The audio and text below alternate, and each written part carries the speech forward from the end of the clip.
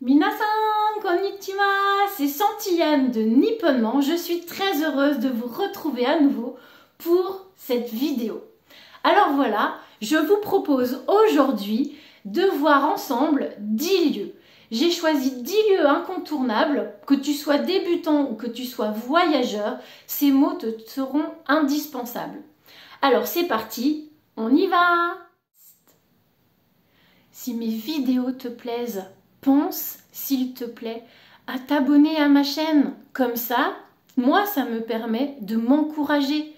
Ça me motive à faire ces vidéos. Et si toi, tu ne veux rien louper de ces vidéos de chaque semaine, alors active la petite cloche. Ça te permettra de recevoir la notification.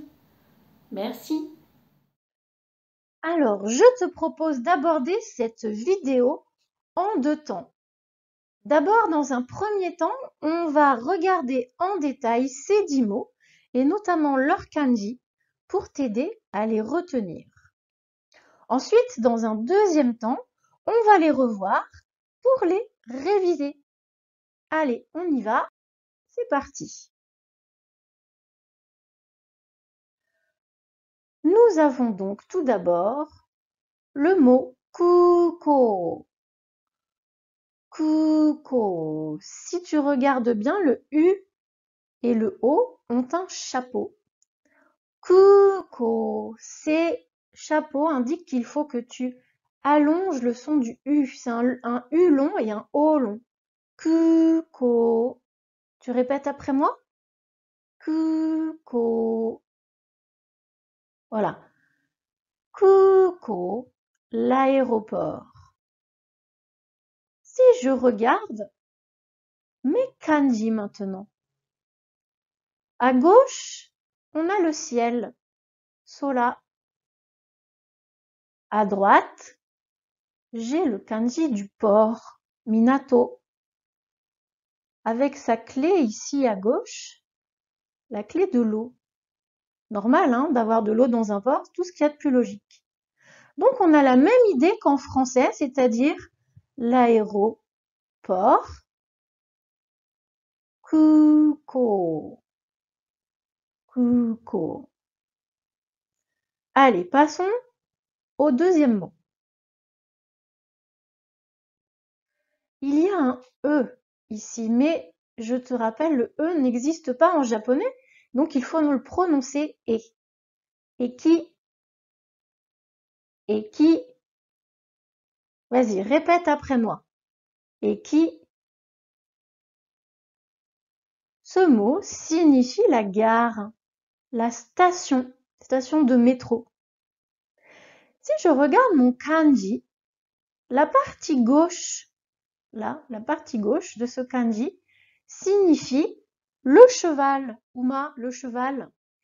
En fait, à l'origine, ce mot de la gare eki signifiait une écurie. C'est là où faisaient halte les chevaux et leurs propriétaires pour se reposer. C'était un peu comme les anciens relais hein, en France.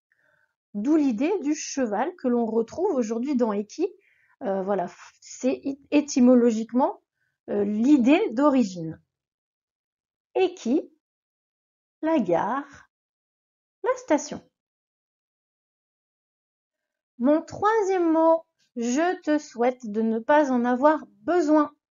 Le koban, koban. Pareil que tout à l'heure, j'ai un chapeau sur le haut, donc il faut un petit peu allonger mon son haut. Koban. Tu répètes après moi? Koban.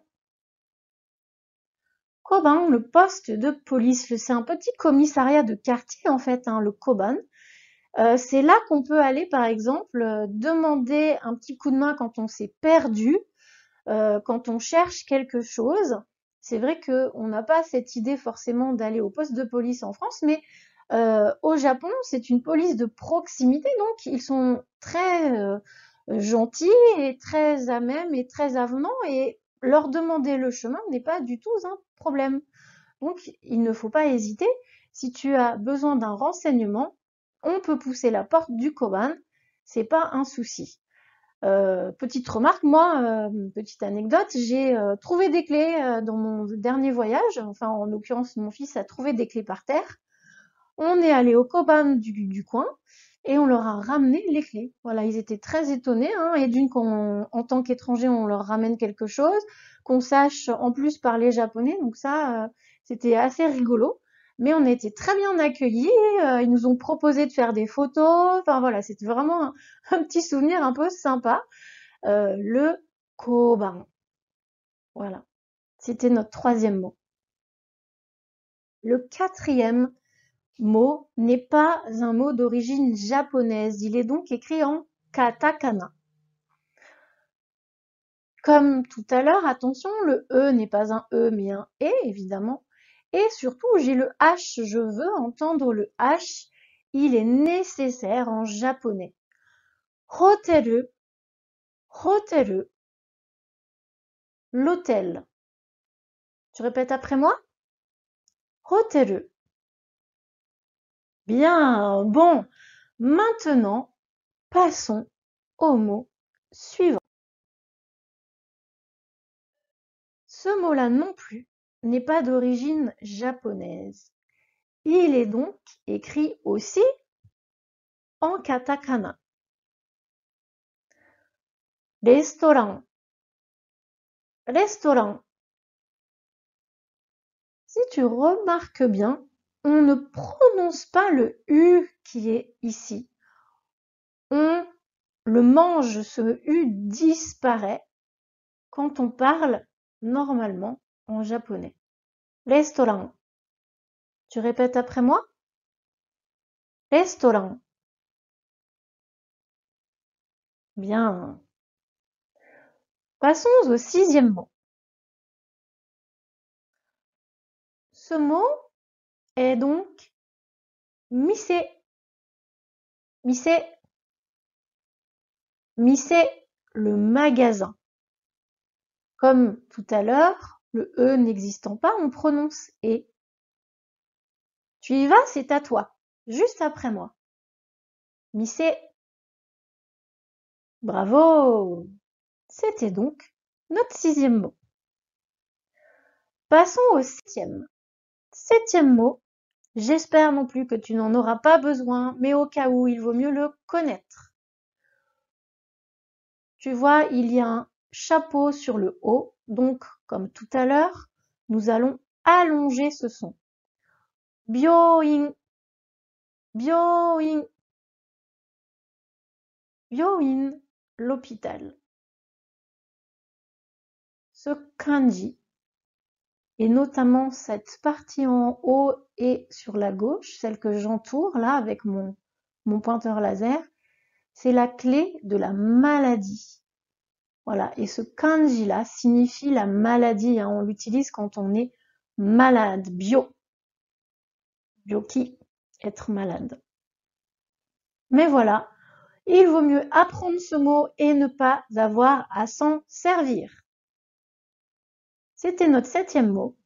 On passe au huitième. Basute, basute.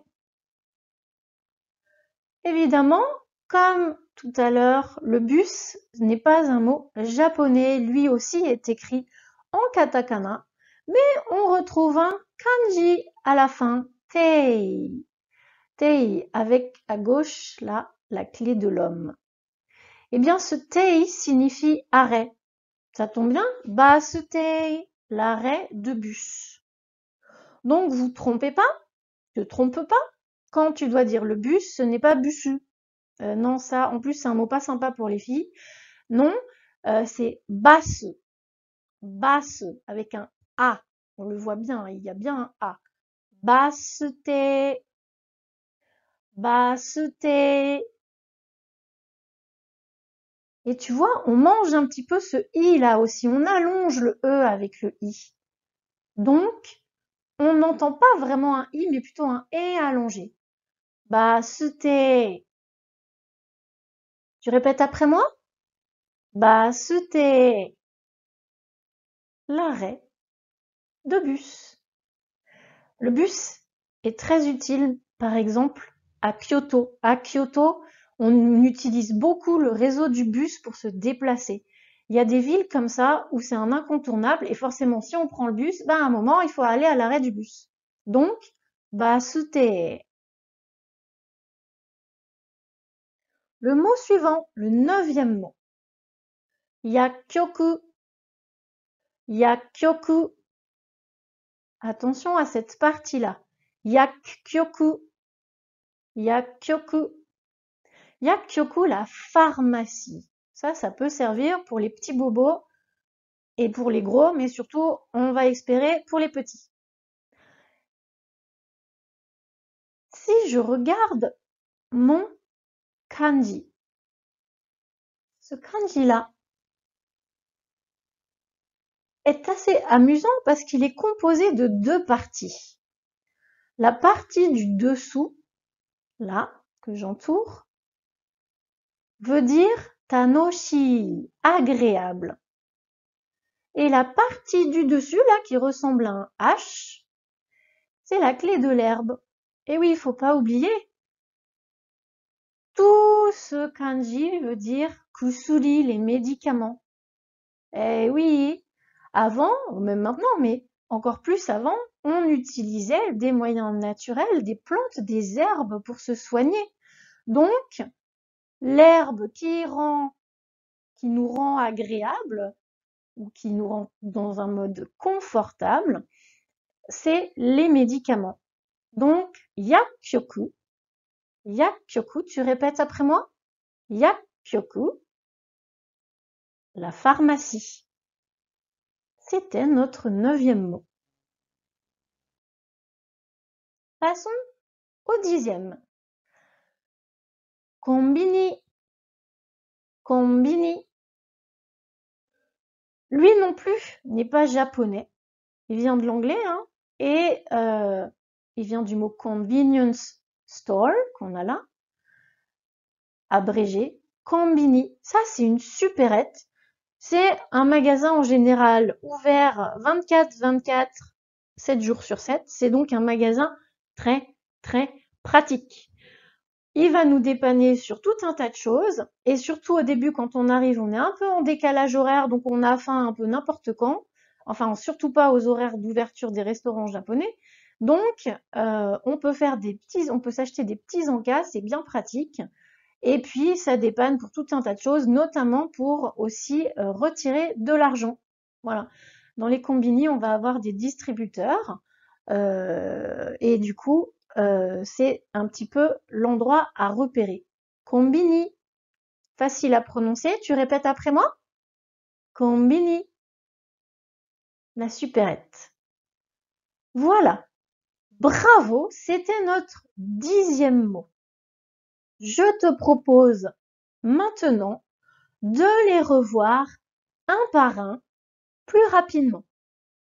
C'est parti, tu es prêt? On y va. Kuko, l'aéroport. Et qui?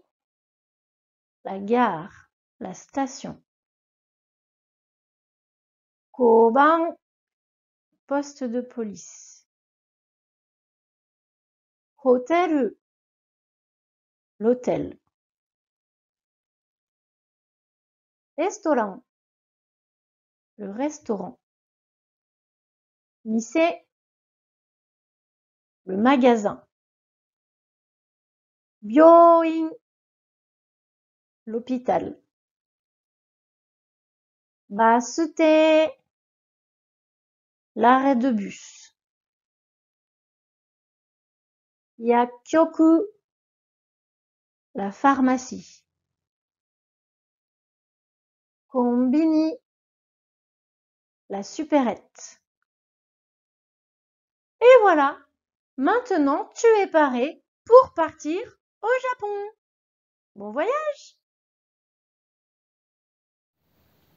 Voilà, tu l'as vu, ces mots sont vraiment des indispensables des lieux pour les voyageurs et ce sont des mots indispensables aussi pour tout débutant en japonais. J'espère que je t'ai aidé à les mémoriser et je te dis donc à bientôt, j'espère, pour une prochaine vidéo. Matane!